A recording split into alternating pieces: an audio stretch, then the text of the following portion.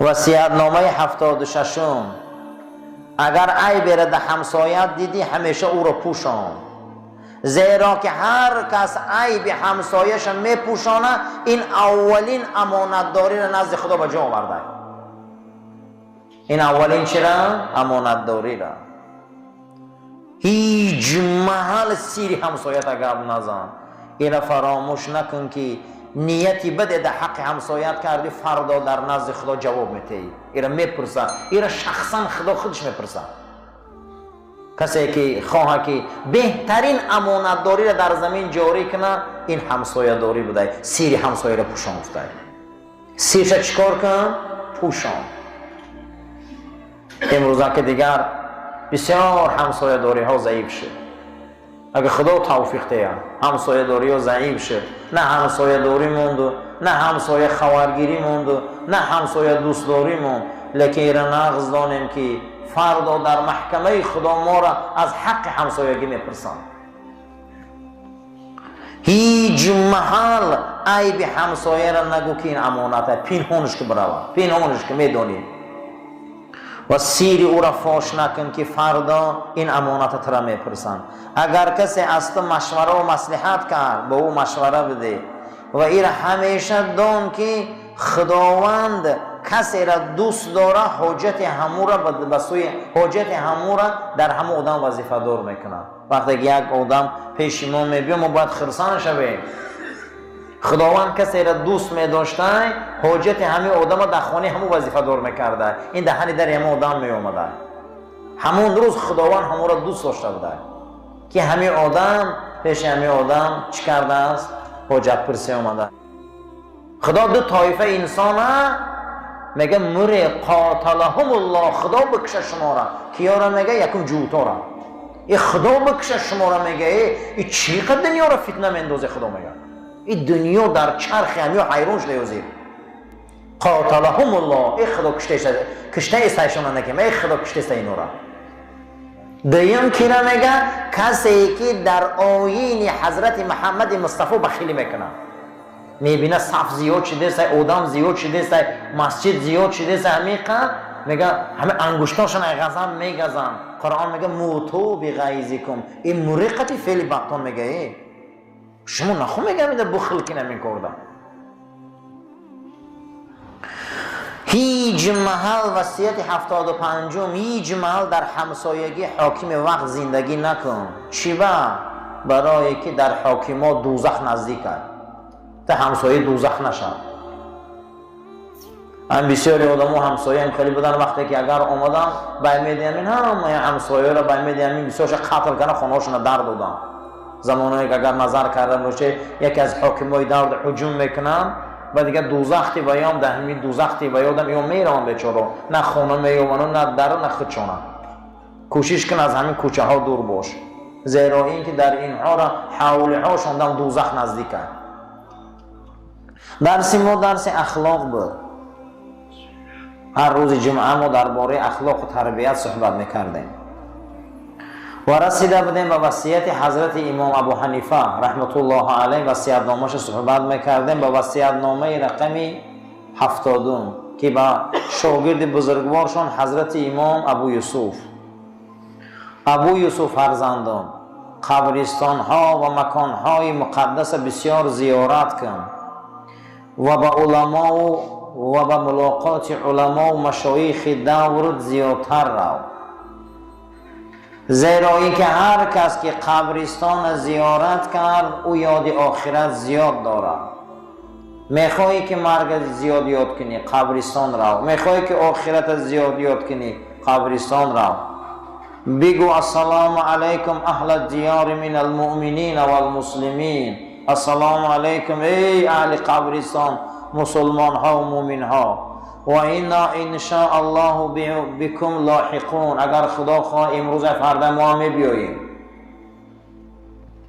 اسأل الله لنا و لكم العافیه، از خدا میپرسم برای خودم برای شما که ما را عفو کنه. هر یک انسان قبرستان میرفته این کلمه را گو، زیرا که این سنت رسول اکرم بوده است. وصیت‌نامه رقم 71، کسانی که در مسجدها و جاهای مقدس زیاد میروند و با تو ملاقات میکن ابو یوسف فرزندم و میگن که ما پیغمبر در خواب دیدیم، خوابشان باور کرد. زیرا این که در حدیث آمدگی بوده است که شیطان هیچ محل خودش به شکل رسول اکرم کرده نمیتونه. اگر انسان ها در جاهای مقدس و مسجد و جایهای جمعیت گپ میزنن، با تو صحبت میکنن، همچون عالم تو را حرمت میکنن، میگن ما رسول اکرم در خواب دیدیم، تعویلش چیه؟ در حال تصدیق کن که این حقه. شیطان هیچ محل به صورت رسول اکرم اومده نمیتونه. خشو به حال انسانی که پیغمبر را در خواب بیدن، خشو به حال انسانی. رقم 72 وصیت‌نامه‌اش هیچ محل با هواپرست و دنیا پرستی که عقیده‌ش پس کرده، توفیقش پس کرده، هدایتش پس کرده نشست نکن. زیرا انسان هایی که عقیده و توفیق هدایت ندارن، اونها توفیق و هدایت خار کردگیان، این انسان ها آبرو ندارن، آبروی ترم از بین میبرن. قطعشان سلام کن و خلاص. اگر یگان خواسته داشته باشن، یگان حاجت داشته باشن، برار. نباشه قطعشان واو خوردی برای هدایت بسیارتر گفزن. آدمی که به خاطر دنیا شده دینش پس میکنه، آدمی که به خاطر دنیا شده هدایتش از بین میبره، آدمی که به خاطر دنیا شده عقیدش ضعیف میکنه، این انسان ها بسیار آدمای بدن، بسیار انسان های پسندو. اینا خودی فقط سلام کنه اتشان دور گریز. زیرا به آبروترین آدم ها همینا میشن. اینا وقتی پروای توفیق هدایت دین عقیدش نکنه، او پروای آبرویت میکنه. اگر اگان حجت داشته باشن برور بتشانه، نباشه رسیدی یافتی فقط درباره هدایت قدشان گفزن که تیز به سوی هدایت بیایم. از لعنت بسیار کردن پرهیز کن ابو یوسف بچه‌ام، زیرا که لعنت تا عرش خدا میره. اگر همون جای گفتگی تو سزاوار نشوه، آماده در سر خودت میرسه. هر کسی یک کس لعنت میگفته است، اگر لعنت میرفته عثمان جاش نمیافته، آماده در سر خودش آفت شده میرسیده.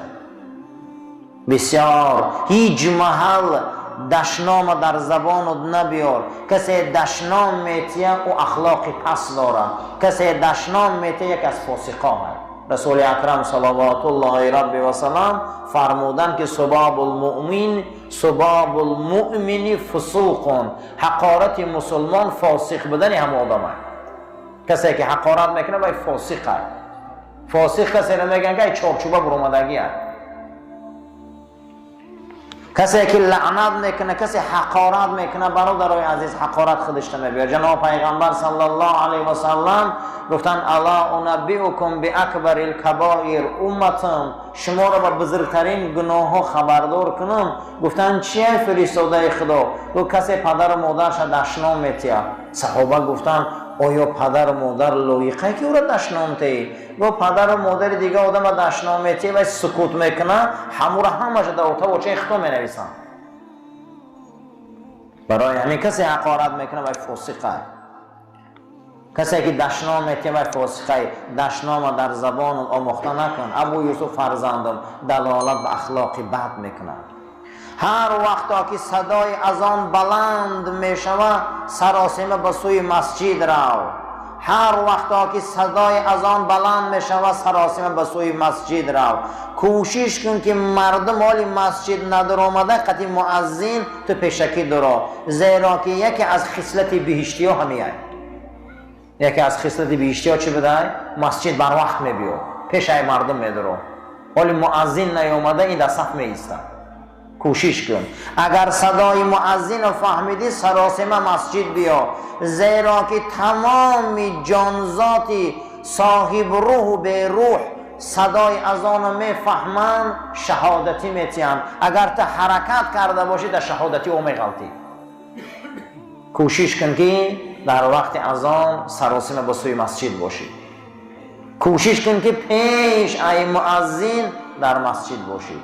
جناب پیغمبر صلی الله علیه و سلم گفت نیکترین بنده های خدا کسایی هستند که بر وقت مسجد می بیایند، از هم آخر از مسجد می برایند. این مسجد رو دوست می دارند. جناب پیغمبر صلی الله علیه و سلم فرمودند که روز قیامت در سایه عرش پروردگار هستن مردمانه. گو کیا هستن؟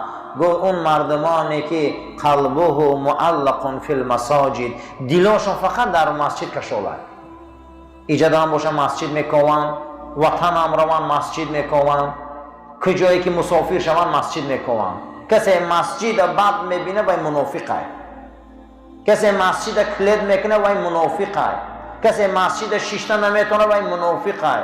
زیرا اینکه مسجد منافق دلتنگ میشوه، مسجد در صفش منافق زیاد شویش بینه دلش تنگ میشوه. قرآن میگه موتو بغیظکم، این موری به فعل بطا میگه خدایی